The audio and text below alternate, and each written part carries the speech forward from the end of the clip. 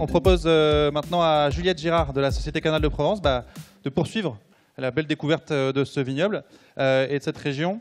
Juliette, avec vous, on va traiter du projet Objectif Rosé qui s'intéresse à la mise en place, en tout cas la conception d'itinéraires hydriques pour le rosé en Provence. Vous êtes ingénieur agro et œnologue et chargé d'études en viticulture à la Société Canal de Provence. Ce qui est intéressant avec votre profil, c'est que vous êtes à la fois sur la R&D, mais aussi sur la partie conseil, donc ce souci de l'opérationnalisation des résultats de recherche, voilà, ça vous tient particulièrement à cœur. Merci beaucoup. Bonjour à toutes et à tous. Je vais vous parler du projet Objectif Rosé. Donc, il y a un projet qui a été porté par le Canal de Provence pendant 3 ans, entre 2020 et 2022, et en collaboration avec les chambres d'agriculture, les syndicats d'appellation, le Centre du Rosé et notre partenaire scientifique Fruition Sciences. Donc, Nicolas Garcia a bien présenté le contexte actuel en Provence. On est dans un contexte où on va vers l'économie d'eau et le maintien de la qualité du meilleur rosé du monde. On ne va pas se mentir. Donc aujourd'hui, la question qu'on s'est posée, c'est comment les producteurs de Provence arrivent à leurs objectifs de production. Et pour répondre à cette question, on a mis en place un observatoire des pratiques pendant 3 ans où on a observé l'itinéraire hydrique. Donc, quand je parle d'itinéraire hydrique, en fait, je parle de vécu hydrique de la plante qu'on a suivi grâce à des flux de sève.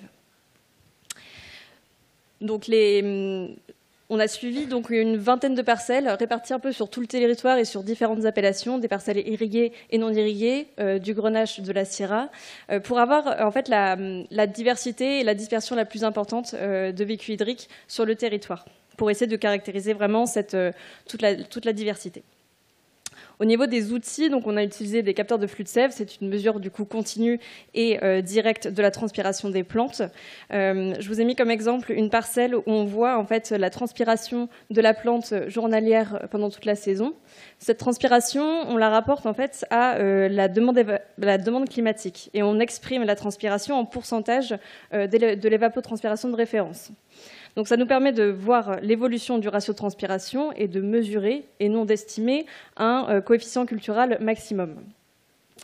Grâce à ce coefficient cultural maximum, on peut évaluer ce que la plante devrait transpirer selon chaque jour et selon la demande climatique. Et les variations du ratio de transpiration, on l'exprime grâce à un indice de confort hydrique qui donne en fait la transpiration de la plante par rapport à la transpiration maximale théorique qu'elle pourrait transpirer. Est-ce que la plante transpire 100% de ce qu'elle devrait, ou est-ce que la plante transpire jusqu'à 50% de ce qu'elle devrait transpirer?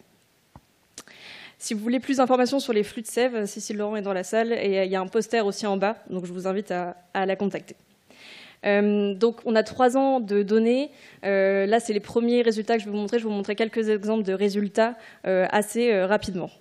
La première chose que l'on peut observer, c'est qu'on a une grande diversité de vécu hydrique. On pouvait s'en douter, mais on a pu le voir, dont 3 principaux types qui cohabitent. La première typologie qu'on a pu observer, c'est une typologie de plantes qui reste en confort hydrique pendant toute la saison.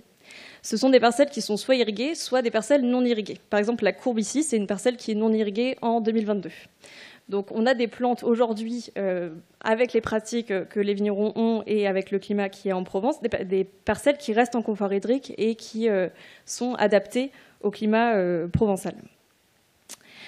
La deuxième typologie qu'on observe, c'est des parcelles où on a des variations un peu plus importantes et on descend jusqu'à 60% de l'indice de confort hydrique. Ce sont des parcelles qui sont irriguées. Et la troisième typologie, ce sont des parcelles qui sont non irriguées dans la totalité et dont la transpiration baisse au cours de la saison. Donc évidemment, et ce qui est intéressant ici, c'est de se dire que ces 3 typologies en fait, permettent aujourd'hui de produire le rosé en Provence.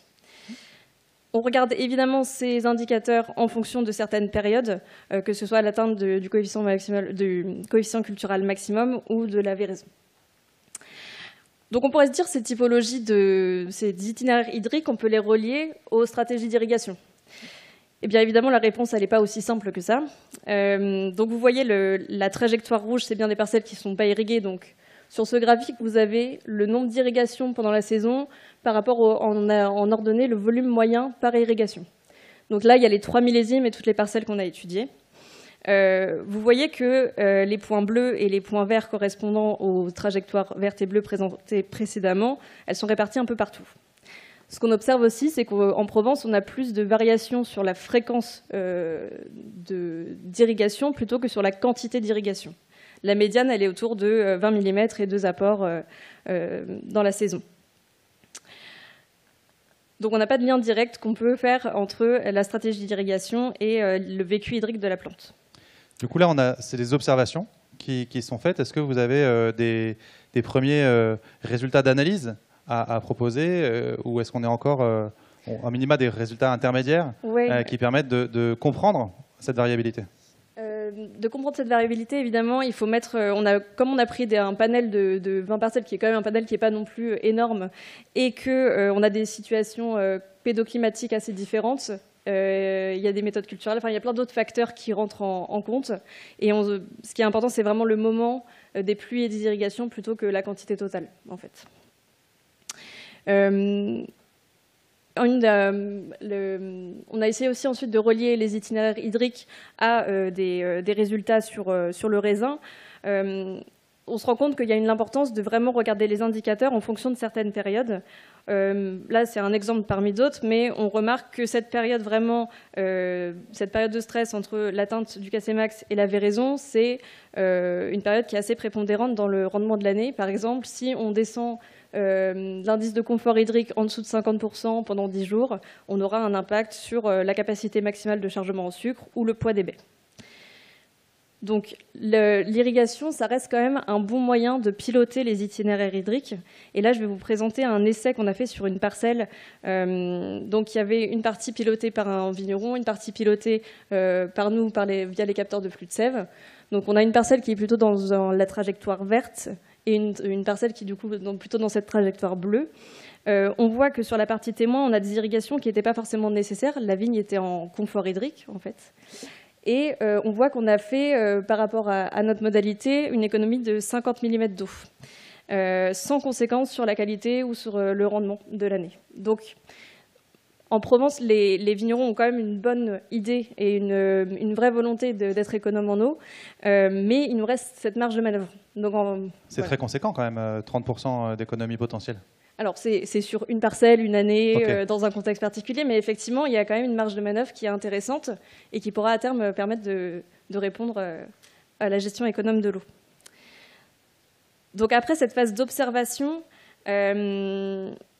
on va essayer de passer à une phase de pilotage et on aimerait monter un projet du coup multipartenarial sur vraiment comprendre plus spécifiquement l'impact des trajectoires hydriques sur la vigne et sur le vin, notamment les précurseurs aromatiques et spécifiquement sur le rosé. En fait, il y a beaucoup d'études sur le rouge, mais effectivement, on produit 80% de rosé, donc d'avoir des données sur le rosé, ce serait très intéressant. Comprendre l'impact aussi des pratiques sur la trajectoire hydrique pour, à terme, en fait, répondre aux besoins de la filière, c'est-à-dire apporter des clés de lecture simples, si on peut, pour un usage raisonné de la ressource en eau. Voilà, je vous remercie de... Merci beaucoup, Juliette. Juste avant... sans tomber, du coup là, on a vu qu'il était possible de mettre en place des stratégies de pilotage de l'irrigation, ce qui complète bien ce que disait Hernan ce matin. Mais tous les viticulteurs ne vont pas s'équiper demain de capteurs de flux de sève ou... Effectivement, je pense que c'est utopiste de se dire qu'on pourrait équiper tout le monde de capteurs de flux de sève. Donc on développe, on essaie de trouver les indicateurs, les bons moments pour apporter de l'information. Et c'est surtout une histoire, il y a beaucoup de recherches qui a déjà été faite et il y a tout un enjeu à transmettre déjà la recherche. Deuxième fois qu'on dit ça, en particulier pour le vignoble, les vignobles et le rosé en Provence, cet enjeu de transférer des connaissances ou de développer des connaissances adaptées à la situation particulière du vignoble. Merci beaucoup, Juliette.